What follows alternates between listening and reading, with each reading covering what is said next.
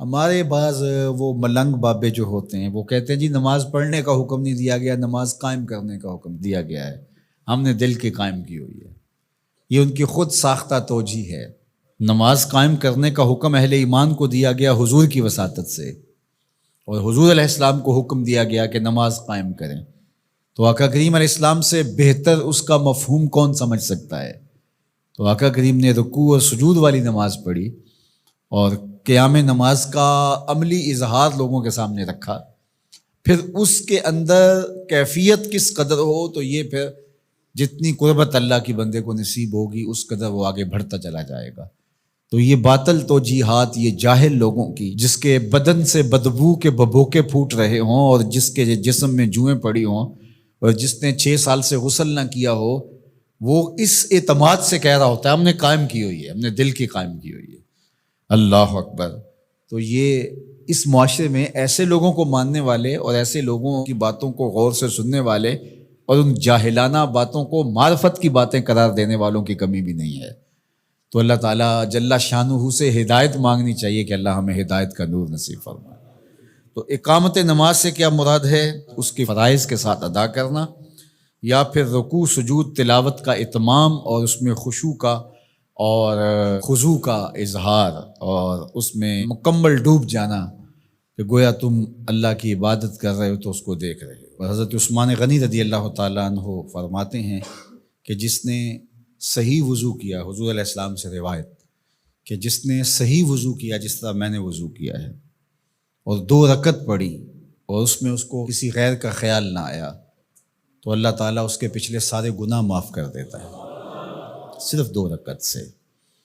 لیکن اگر ساری نماز ہی خیالوں سے بھری پڑی رہی اور تصورات کہیں اور بھٹکتے رہے اور انسان کھڑا نماز میں ہے لیکن بہکتا کہیں اور رہا تو پھر وہ نماز کی صحیح اقامت نہیں ہوگی۔ تو اقامت صلاۃ سے مراد جو ہے وہ یا تو اس کو فرائض و واجبات کے ساتھ ادا کرنا، اور دوسرا مفہوم کے خشوع کے ساتھ پورے اراکین کا اعتدال اور اتمام، تو دونوں اس کے مفہوم بیان فرمائے گئے ہیں۔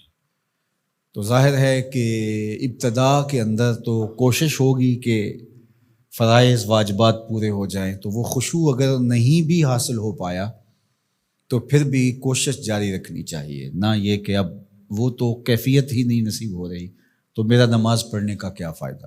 حضرت محدث کچھوچوی علیہ رحمہ سے کسی مرید نے کہا حضرت نماز پڑھتا ہوں لیکن لطف نہیں آتا، مزہ نہیں آتا۔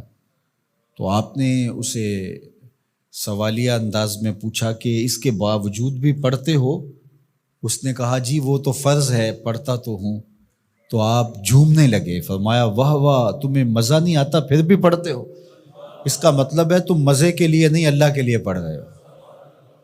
تو اگر لطف آ جائے، وہ کیفیت، وہ حظ، وہ تو بہت بڑی بات ہے، لیکن اگر نہیں بھی ہے تو اس کا فریضہ تو ہے اس کی طرف سے جو عائد ہوتا ہے، تو وہ شکل بنا کے تو کھڑے ہوں، وہ صورت بنا کے تو کھڑے ہوں، تو کسی دن وہ کیفیت بھی پیدا ہو جائے گی۔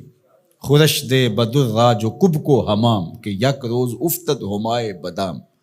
سعدی شیرازی فرماتے ہیں کہ دانے ڈالتا رہے، چوغا ڈالتا رہے، کبھی کبوتر آئے گا، کبھی کوا آئے گا، کبھی کوئی اور فاختہ آ جائے گی، لیکن کسی دن وہ بھی آ جائے گا جس کے لیے تم یہ سب کچھ کر رہے ہو۔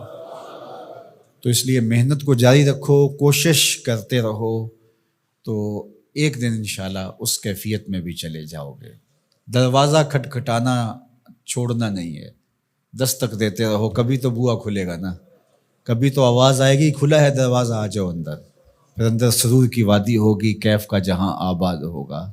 اور آقا کریم نے ہمارے لیے آسانی پیدا فرما دی کہ اللہ کی عبادت اس طرح کرو کہ گویا تم اسے دیکھ رہے ہو، اور اگر یہ نہیں تو کم از کم یہ کیفیت تو ہو کہ وہ تمہیں دیکھ رہا ہے۔ تو اپنی اپنی کیفیت ہوتی ہے، بہرحال نماز کو ترک نہیں کرنا، بھرپور کوشش ہو کہ خشوع و خضوع کے ساتھ نصیب ہو۔ تو نماز کی اقامت کا یہی مفہوم ہے۔